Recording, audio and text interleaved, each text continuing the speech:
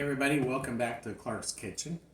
It's Sunday night and normally we do kind of like a big, not necessarily a big production, but this is one of our favorite nights to just have a comfort meal or do a little more involved cooking with our Sunday dinner.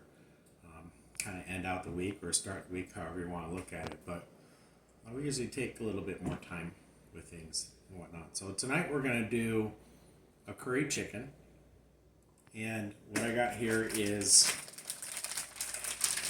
chicken thighs. So we got 3 chicken thighs, and the reason we're using chicken thighs is mainly for the price. You can see that we got the ones with the skin on. So the great advantage of using chicken thighs in your recipes is, one, you can buy the skin on ones and bone in, which are usually going to be, I don't know, if you go to your local grocery store or whatever, you usually get like 8 or 9 pack for under $8, which is very, very cheap nowadays. And if you get the deboned one, deskinned one, it's going to run you $12 to $15. So there's a good budget conscious thing going on right there. If you don't want the skin on there, just peel it off. No big deal, but you're still saving that extra money. We're going to leave the skin on for this because I want a little bit of that fat while we cook it. But the other advantage of using the chicken thigh is that it's got white and dark meat on it, so you get a good blend of meat, which tends to be a lot moister. And you just get a lot of meat for what you're paying for. So it's very versatile, it's very cheap, and you can break this down into many different ways. You can use it in many different recipes, just like you can chicken breast or chicken thigh or chicken drums or whatever. But I think it's just the price point that makes this so appealing to use. So first things first, I want to cut off this little bit of extra fat or skin here. So I don't need all of it.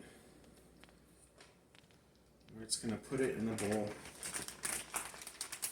Same thing with these other 2 pieces, just get rid of some of that excess.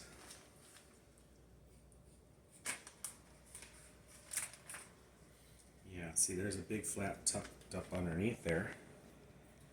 And just drop that right in there. We actually got 4 in here because we had a really dinky small one.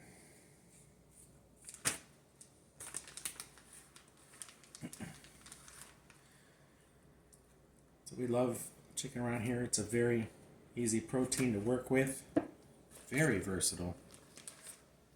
For the price point, it's very versatile. And this is something we really like. Now, this is just kind of like our take on a curry chicken. I think the biggest thing here is you can use shrimp, you can use beef, you can use chicken. Any of those things work well with curry. But you can also do whatever you like. We just use, we're going to use a curry powder. And we have our house seasoning, which is a blend of salt, pepper, and garlic. I wash my hands before I touch anything else.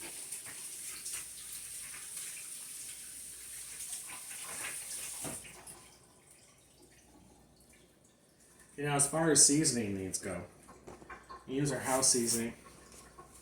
Give this a good shake just to make sure all the pepper and salt and garlic is very well distributed. And just gonna sprinkle on it. The thing with spices is go to taste. If you like something a little more spicier, knock yourself out. There's really no set rules about using spices. You can overspice things, but it's definitely better than underspicing things. And we just want a little bit of curry in there for right now because we're going to add it in more later. So just be generous with your spices and you'll get the hang of what you like as you cook more.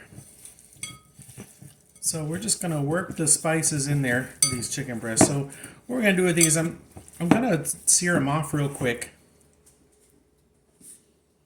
And then we're gonna stick them in the oven and let them roast. And then we're gonna pull them apart for the meat. But the reason I'm leaving the skin on again is because I want a little bit of the extra fat content for when we make the sauce. Alright, so once you have those seasoned, we're gonna go ahead and heat up our pan and we're gonna sear these off.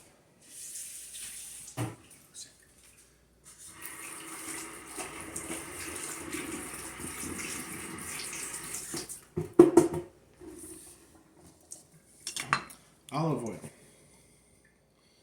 We love olive oil. Get your pan nice and hot. Again, we want this seared on the chicken. Definitely want it on that skin. Tongs, very important.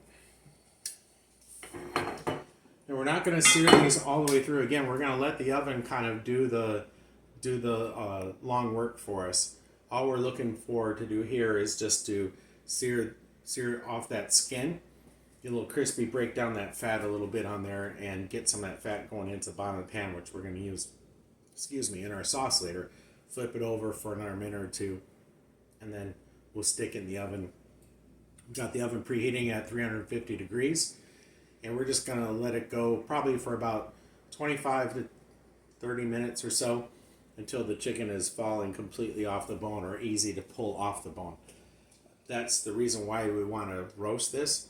I could just cut it off or pull the bones out, but I'm going to be losing some of the meat. So I'd rather be conscious and use every bit of meat that I can get out of this, especially at the price point, versus just kind of breaking everything down and pulling the bones out and deboning the chicken and just doing it that way and chopping it up. I think it's just gives a little bit more flavor to it, but again, it's just more my personal preference the way I'm doing this today and wanting to just be able to pull it apart. And this is good practice as well too. You can actually boil these and then pull apart your chicken. You can roast them, pull it apart. Again, so versatile based on the type of meat you're getting out of this that you can do just about anything that you with these as you cook the chicken breast. You're just adding that extra step of having to kind of break down the chicken or let it cook additionally, giving that extra step to it. No big deal if you got the time. If you don't, then go ahead, use the chicken breast and chop it up and use this in place of the thighs. So again, you can use thighs. You can use a chicken breast in this recipe. Either one is fine. So we're just gonna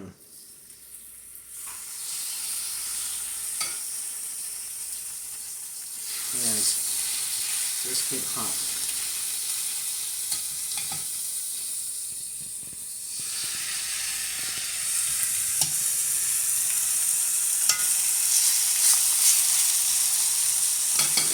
It's already smelling. Got that nice curry smell coming up.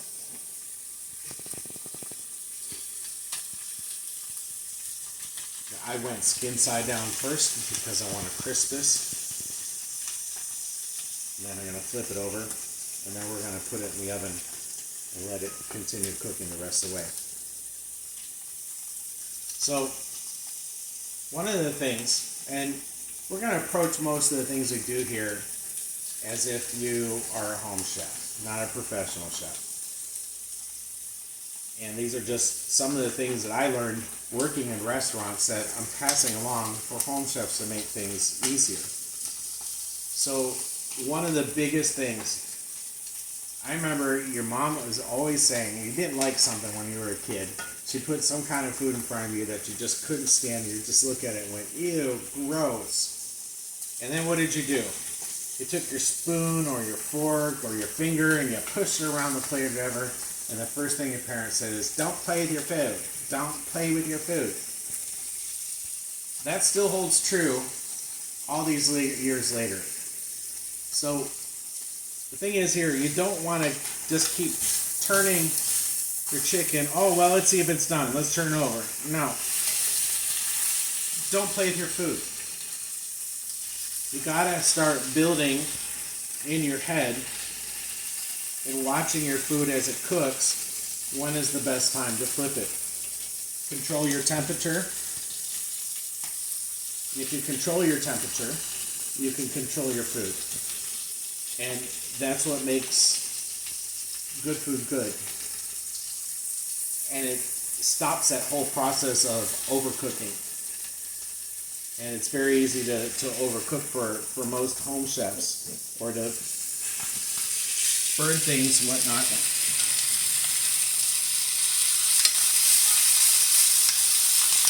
Because they want to constantly be turning the food. They want to constantly be looking at it, instead of just letting the pan and the oil do the work for you. I mean, that's what they're there for. So let them do the work. Don't overthink the process. Don't keep changing, flipping stuff over. Don't keep playing with the food. Every time you, think of it this way, every time you pick up your food, this piece of tongs, or every time I pick up a piece of this chicken on my tongue, I'm actually stopping the cooking process, which means it's going to take longer to cook. That's not what we want. We want the oil in the pan to do the work for us. So always keep that in mind. Again, if you can control your heat, you can control your cook. And that's a very, very difficult thing to learn as a home cook. But as you grow and start cooking more and taking on these challenges of actually cooking for yourself, you'll start to learn that. You'll start to learn how the pan reacts. You'll start to learn how certain proteins work in pans. You'll understand what the difference is between cooking something at a high heat versus a low heat. All those little things are going to roll into one, and you're going to be able to adjust, and you're going to be a better cook because you're controlling the process, which is making your food taste better. So these are ready for the oven. We're going to go ahead and throw these in. And nice little picture of them. Oh yeah. Sizzling.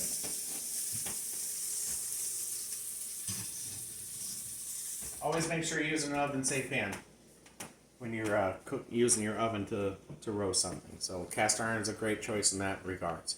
So we're going to let those cook in there for about 25 to 30 minutes, and then come back and start pulling them apart, and then we'll finish up the rest of this dish. Welcome back to Clark's Kitchen. And now we're going to finish up our main course for dinner tonight, our curry chicken.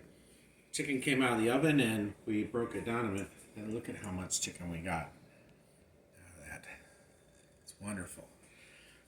We also we're going to use red pepper, green pepper, and onion in this. So we chopped those up. Bite-sized pieces. Whatever works for you. I'm trying to keep that in proportion with my chicken and kind of give enough chance for the color of the peppers to jump out as well too. So I want them to be visible. That's why we kind of did them into kind of nice bite-sized chunks as far as that goes. So we got our pan that's had all that chicken in there.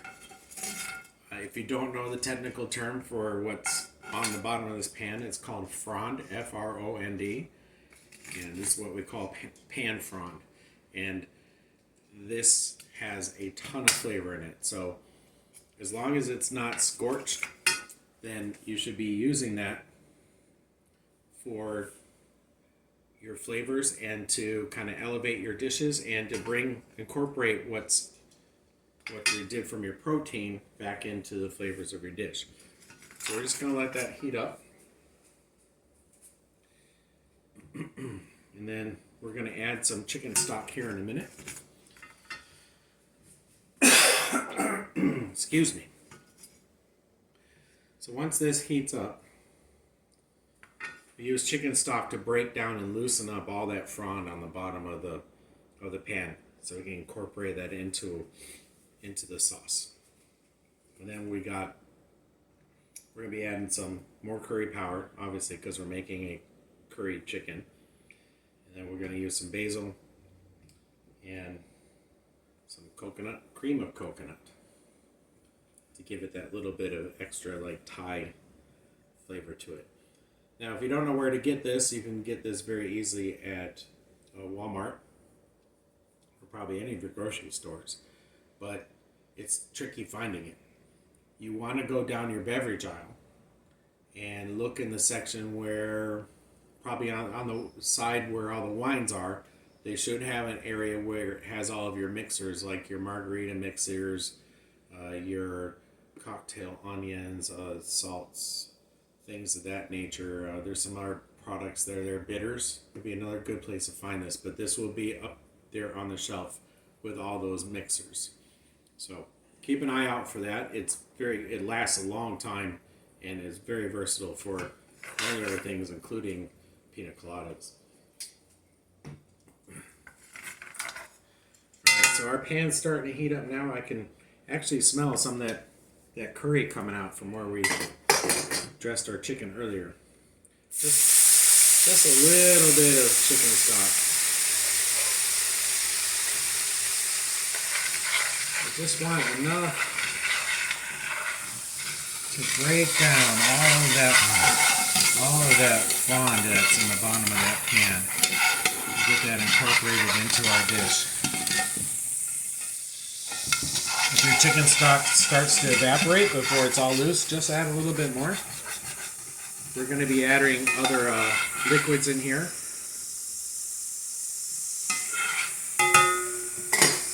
So just maybe a little bit more chicken stock.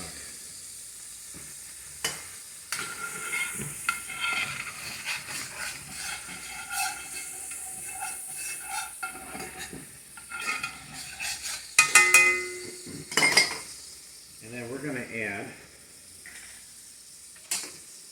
some Thai chili paste. It's just like half a teaspoon or whatever. Give that a nice, bring a little bit of heat into this dish. I want to control my temperature, so I'm going to turn this down to about a medium heat. And then we're going to add our vegetables.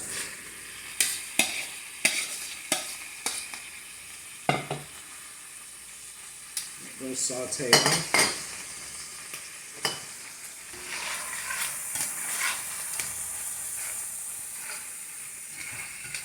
Your vegetables are going to carry a lot of water, so as these cook and break down, it's going to help release some of that frond as well too.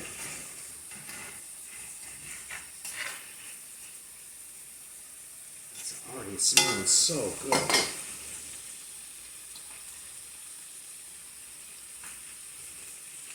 And while our vegetables in there, we're going to season those as well too with our house seasoning. Salt, pepper, garlic mixed together. Just enough, like right over top.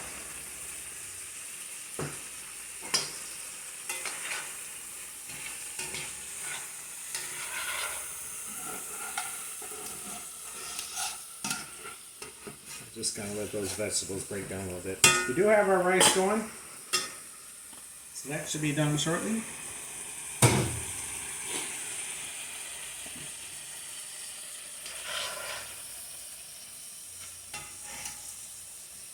Turn up our heat a little bit.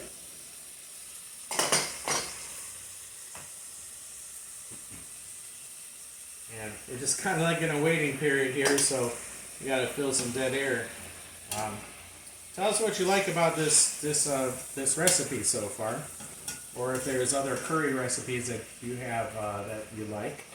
Feel free to post them. Leave comments. If you have questions about what we're doing today, please leave comments. I'll answer anything. You can message us as well too on our Facebook page. Comments are great as well too. I'll answer anything that I possibly can with what knowledge I do have. Maybe there is something that I'm missing that you've done that could make this dish better.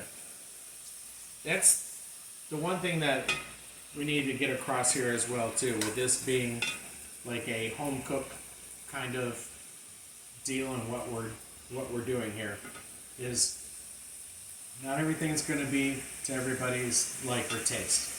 So if you have ideas on a twist or something that you want added to this, or something you'd like to add to it, then drop us a comment. We're more than willing to try it and do spins on dishes. It's always great to experiment. That's what food is for. Again, food comes from the heart, and it's meant to be savored and shared. So anything that makes it taste better from one cook's perspective to another should be acceptable to everybody. All right, so our vegetables are just about broken down here. So I'm gonna go ahead and add the curry now. Since the curry is our main ingredient, we need to give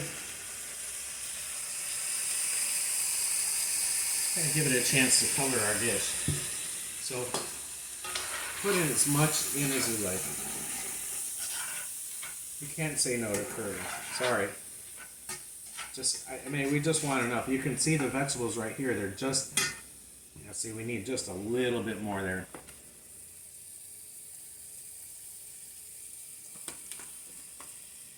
Bring the camera in for me, please. And you can see how we're just starting to get those vegetables coated with that curry. Now, you don't want this to burn, so if you have to, take it off. You can always add a little bit more chicken stock if that's the case. And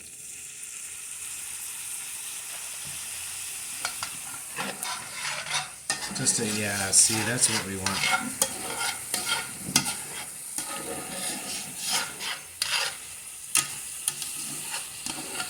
Right there. Just a little bit more chicken stock. You can see how the chicken stock's kind of drying up a little bit. So if you have to, but you can see how that chicken stock is boiling down and everything's turning into a nice paste here. So I'm gonna take this off the flame because I'm gonna be jumping around between spices a little bit here. So basil. Okay, basil very important in this, but we have dry basil because we don't have any fresh basil right now. So if you have dry herbs, make sure you crush them between your hand. Rub them together. What this does is it releases the flavor of that basil. That smells wonderful. Okay. Now, we add a little bit of half and half because you're going to see this turn yellow in a second here.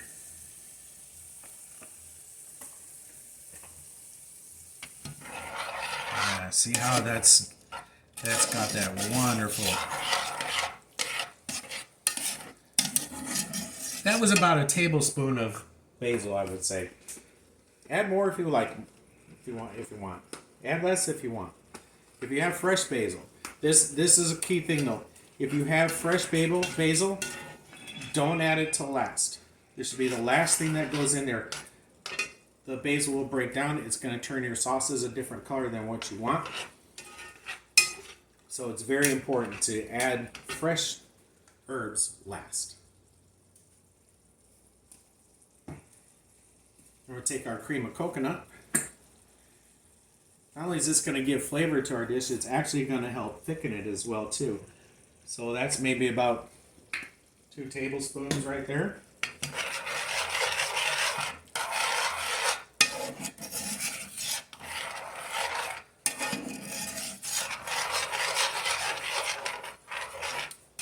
Oh, that smells so wonderful. And we can just let that go. This is a perfect time right now to add all of our chicken right into this.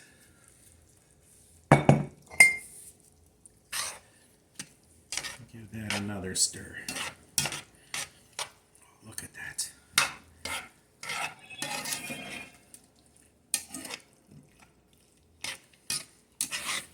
Whoops, hey now, you get back in there.